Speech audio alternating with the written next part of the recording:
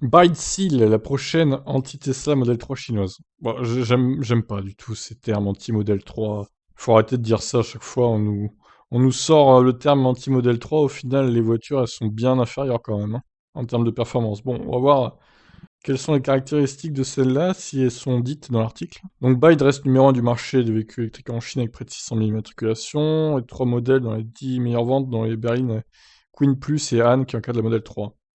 Alors, voyons. Tac, tac, tac. Une nouvelle gamme est donc en préparation. Elle a été annoncée au salon de Shanghai par la citadine EA1, rapidement renommée Dolphin, car tous ces nouveaux modèles font partie de la famille Océan, qui viendra doubler celle des dynasties Yuan, Han, Tang et Song. Ce concept Océan X verra le jour cette année, et la version de série est supposée s'appeler Seal. Comme la Dolphin, elle reposera sur la toute nouvelle plateforme e-Platform 3.0. Il s'agit de la première plateforme entièrement dédiée aux véhicules électriques de Byte. Une base dotée de batteries fonctionnant sur une tension de 800 volts et une autonomie allant jusqu'à 1000 km. Alors 1000 km, c'est le cycle local, hein. Je pense que c'est pas WTP du coup. Les prototypes sont sortis encore lourdement camouflés, difficile de se faire une idée, mais l'allure ne semble pas s'éloigner fondamentalement du Océan X.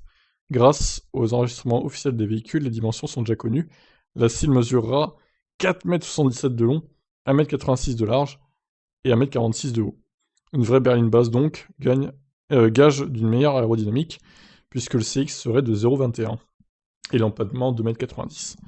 On ignore encore la capacité des batteries, mais la puissance des moteurs est elle aussi connue. À en croire les médias chinois, elle serait proposée dans des versions de 150 ou 180 kW, ainsi qu'une version 4 roues motrices de 200 plus 160 kW. Et les 0 donc en 2 secondes 9 pour cette version. Ok, bon, pas d'infos sur l'autonomie, dommage.